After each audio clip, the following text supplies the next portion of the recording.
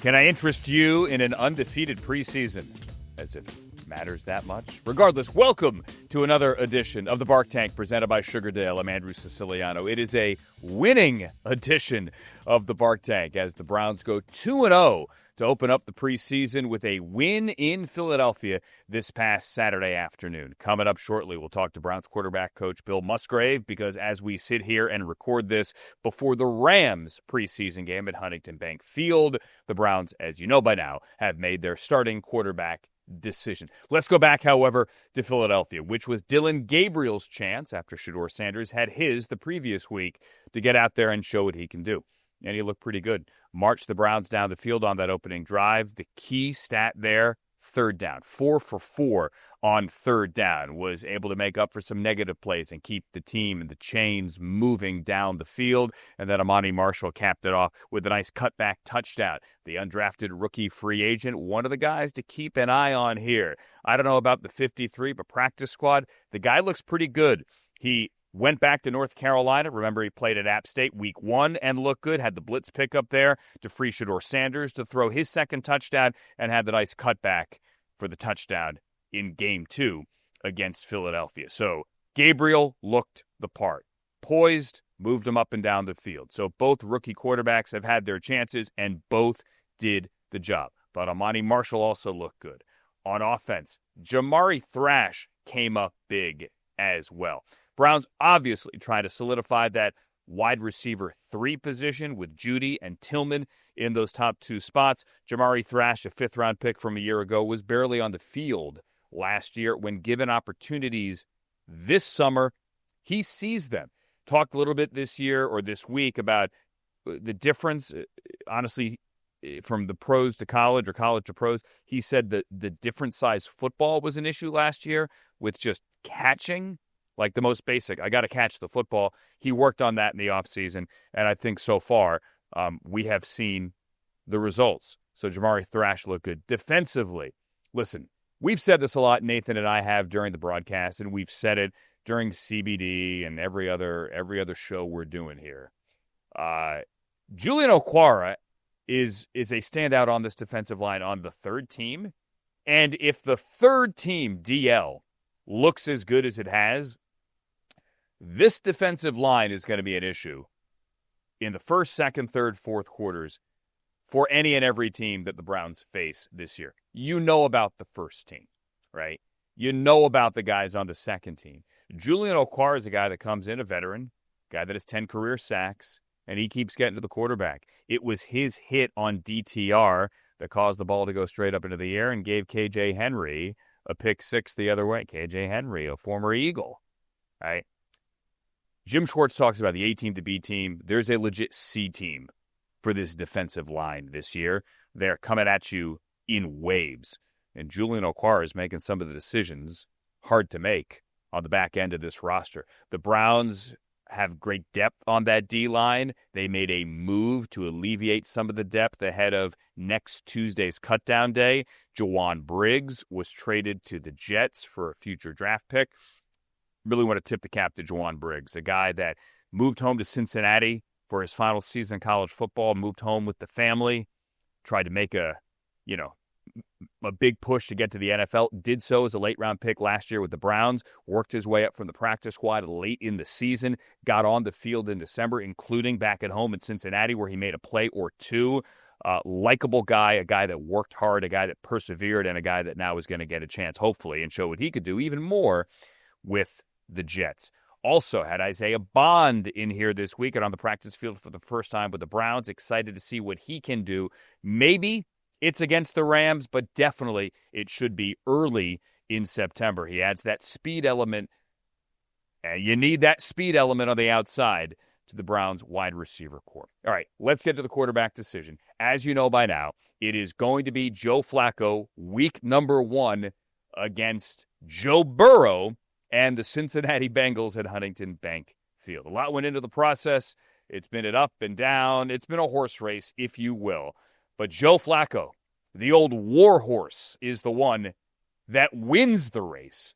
And earlier this week, I had a chance to sit down after practice, before the rain came, with QB coach Bill Musgrave.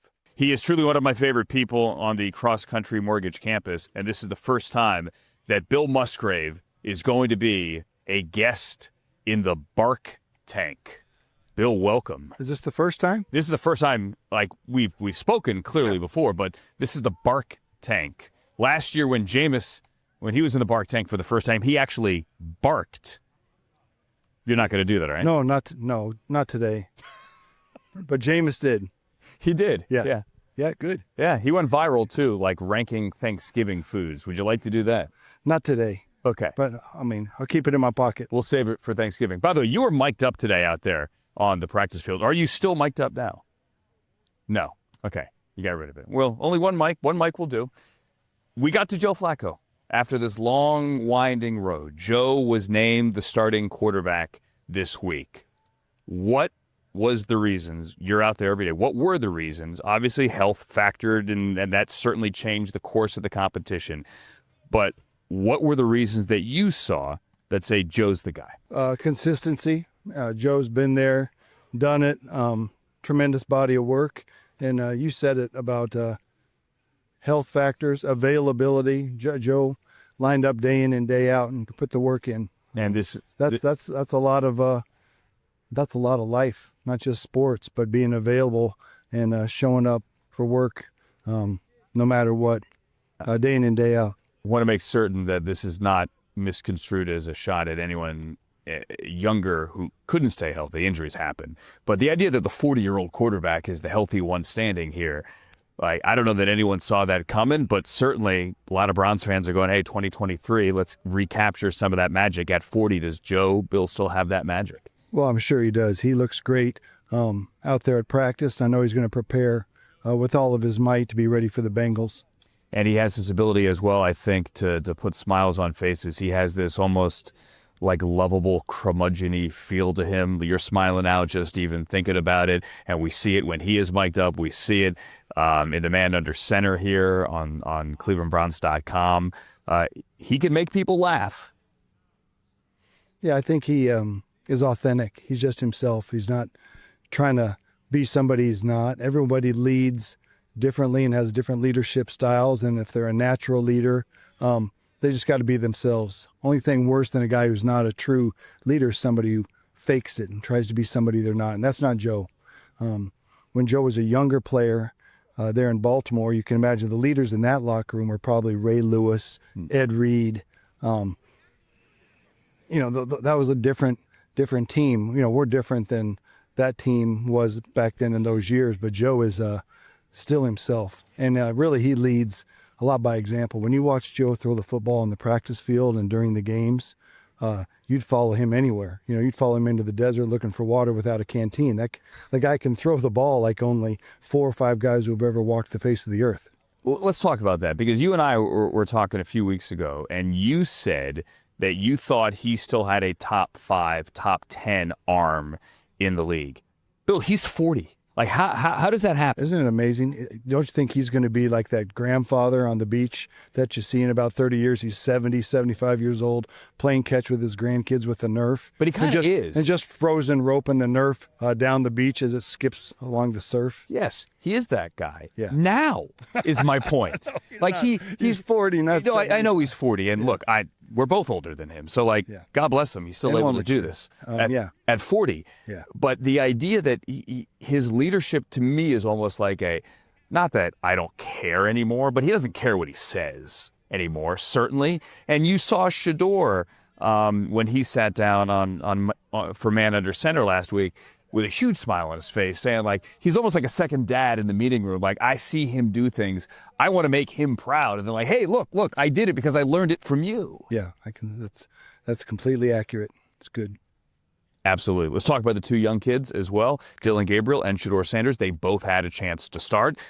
Big TV audience. They both played well. They both at times also look like rookies. Let's start with Shador first on the Friday in Carolina, and now coming up through the practice we just had. Where is he in his development? What do you see? Yeah, it looks like he got back out on the field today after being off. He pulled his love handle there in Philadelphia, and that's no fun. That's a big baseball injury. A lot of guys have that injury, with the rotation of swinging a bat and throwing a football. So that's a common injury, but he's come back quickly, which is great.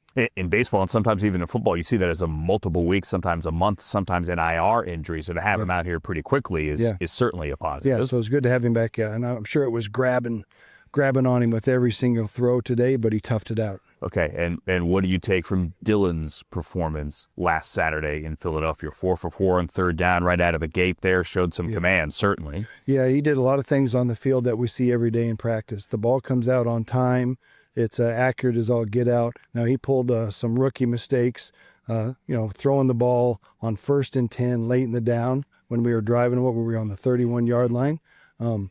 Every quarterback that has ever played the position has done that from time to time. We just want, of course, minimize those instances. So he got his one, and now we don't want to ever see that again. Let's talk about you, if you're willing to do that. What's this summer been like for you with the challenge of this room and trying to get to week one and figure out how to navigate this quarterback situation? Well, for all of us, our whole offense, it's been a blast. The O-line is really coming off the ball. I think our run game is going to be vastly improved from last year, and that's going to help everything. That's going to help our play action. We're not going to have as many third and forevers.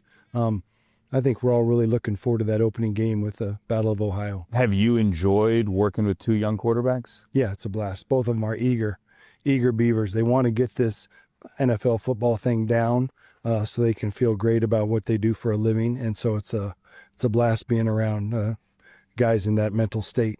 It's not a blast is sitting in the rain. So, Bill, we appreciate you sitting here and doing this, and we're going to let you go inside and get dry. Thanks for joining the Bark Tank. I'm going to hold you to that bark next time. I will. I'll work on it between now and then.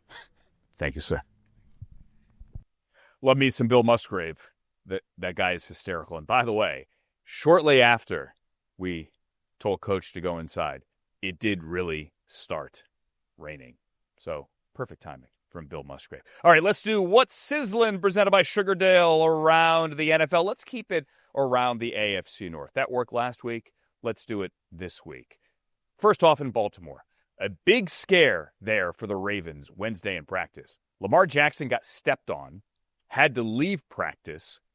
He's okay. At least that's what John Harbaugh said after practice. He got stepped on. He should be fine as the Ravens get ready for week one against the Bills. I mean, how about that for an opener? Meantime, in Pittsburgh, Mike Tomlin said that in the final preseason game, Aaron Rodgers, DK Metcalf, TJ Watt, and Cam Hayward, none of them will play, which means week one will be the first time we see Rodgers and DK Metcalf on the same field together in real game action. Oh, by the way, that week one is on the road against the Jets and Justin Fields. Schedule makers don't know what they're doing, obviously. And in Cincinnati, big blow for the Bengals on the offensive line. Cordell Volson, who is a backup guard. However, he's a key part of that rotation, a key depth piece for Joe Burrow, and the Bengals O-line is out for the year. They put him on injured reserve this week. So Burrow was able to play through the second preseason game, took a couple of hits, played 3 series. He came through it okay, but Volson, who was injured before that game, is out for the year. So the key part now for any team is get to week one healthy, and that'll be a key goal as well for the Browns as they are back on the field at Huntington Bank Field against the Rams. 1 o'clock coming up on Saturday, a Saturday matinee to wrap up the preseason as the Browns try to close the summer at 3-0 and then get ready for the Bengals. We will be back here with another edition of the Bark Tank after that Rams game. And once we see the final 53 come into form, cut down day is Tuesday, August 26th. So I always say the NFL is the ultimate reality show. Not to take a shot at your favorite reality show, whatever you like to watch on the couch late at night, that's up to you. But these are people, talented people that have worked their whole lives to make an NFL roster. This is the ultimate reality show.